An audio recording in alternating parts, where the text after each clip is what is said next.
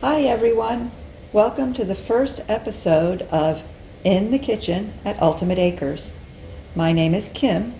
Since the chatters on my live farm cam are always asking what I am cooking, I thought I would share some recipes with you. Please like and share if you enjoy these videos. If you're new here, please subscribe and ring the bell so you will be notified when I add new videos and go live. Today I'm making a low-carb yeast bread. This same recipe makes great low-carb yeast rolls and pizza dough as well. I will put the recipe in the description below and also in my community. For this recipe, I use a product called CarbQuik. It's a low-carb alternative to Bisquick. Here is a picture of the nutrition facts. It does contain wheat, soy, eggs, and milk for those of you with allergies. A third cup is only 2 net carbs. It has 14 dietary fiber carbs for a total of 16 carbs. I will put a link to CarbQuik and to the yeast I use in my description with the recipe. This recipe does contain sugar. Do not use a sugar substitute. The yeast needs real sugar in order to ferment properly. All the carbs from the sugar are consumed during fermentation.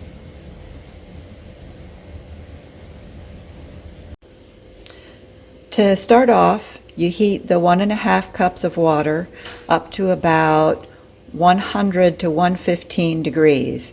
I like to be closer to 115 degrees to start with. If you heat it too hot though, you'll kill the yeast and it won't ferment. So I use a meat thermometer to make sure my temperature is right.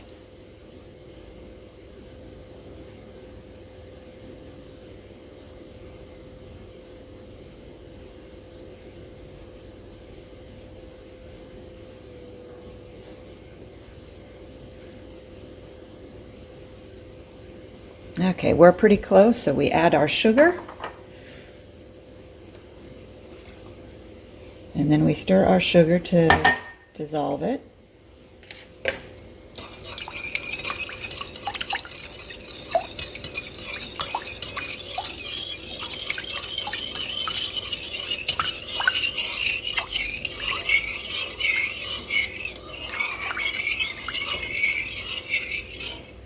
Okay, that looks to be dissolved pretty well.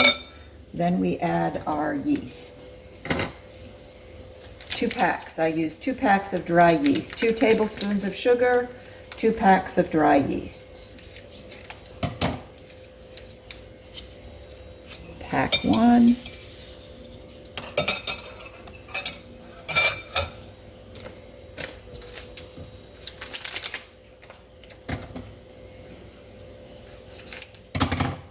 And pack 2.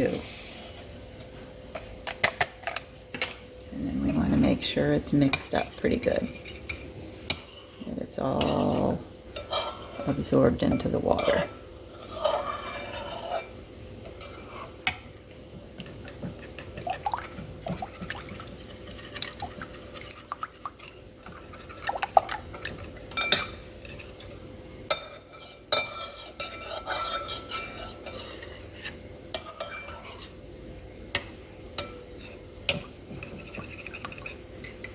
A little bit stuck on the spoon, so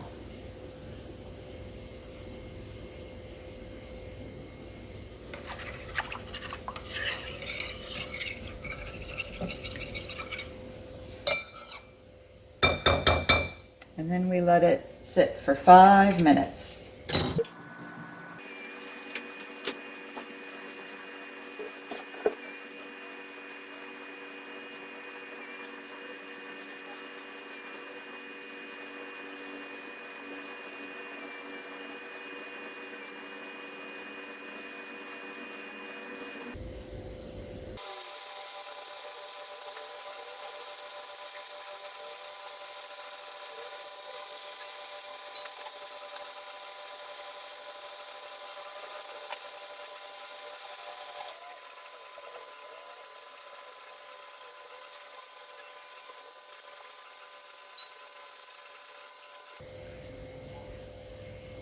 Okay, the 5 minutes are up.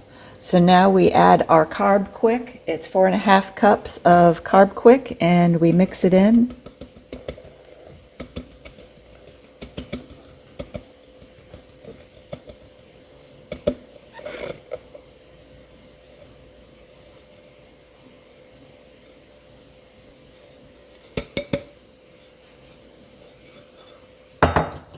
And I just mix it with a spoon to get it all nice and absorbed into the yeast water mixture.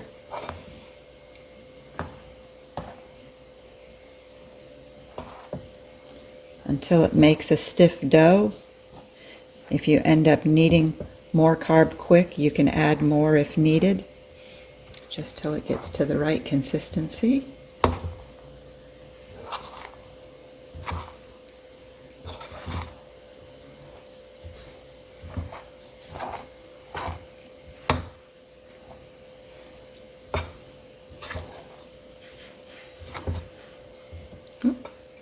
I'm making a mess.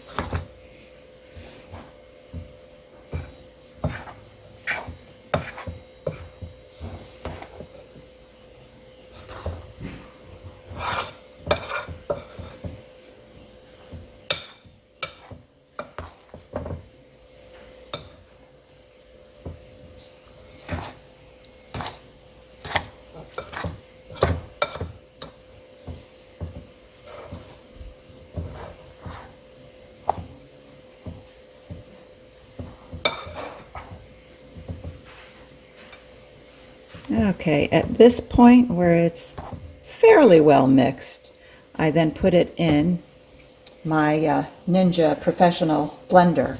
I love my Ninja. It has 3 different containers. It's got a food processor, it's got a blender, and it makes smoothies also, little smoothie cups that you can use on it. So anyways, I'm going to transfer this into the Ninja, and I will show you how I set that up. Okay, I now have it in the Ninja food processor with the dough hooks. I'm going to put the lid on and put it on. And then we're going to put it on dough and let it knead for 5 minutes.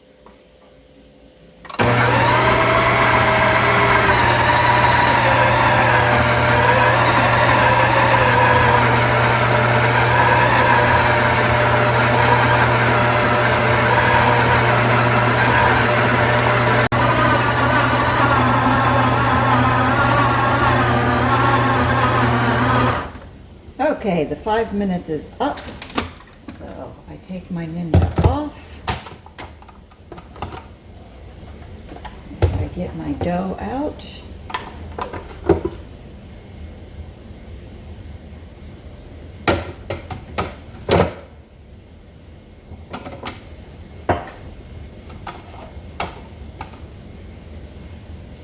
And I like to use wax paper. I kind of fold it a little, work on it just a little bit to get it kind of into a loaf shape. Folding it around and under. And I like to use wax paper in my bread pan because it makes it easier for taking it out and cooking and cleanup. Now it's going to, I preheat the oven to about 100. My oven doesn't have a preset at 100. It's actually 170. But I preheated a little to get the oven warm. Then I put a damp cloth over the top of the dough and I let it sit in the warm oven for about 30 minutes to let it rise. So we'll be back in 30 minutes and see what it looks like. So this is how it looks after 30 minutes rising in a warm oven. I have my oven preheating now to 300 degrees and it'll go in and bake shortly. When I put the dough in the oven to rise, I turn it on beforehand to preheat it, but then I turn it off while it's in there. It's just in the warm oven while it's rising. The oven is not on during the time it's in there rising. So after I take it out after 30 minutes, I then preheat the oven to 300 degrees and then I put it in for baking. So we will be back in a little while after it's done baking, and I'll show you how it turned out.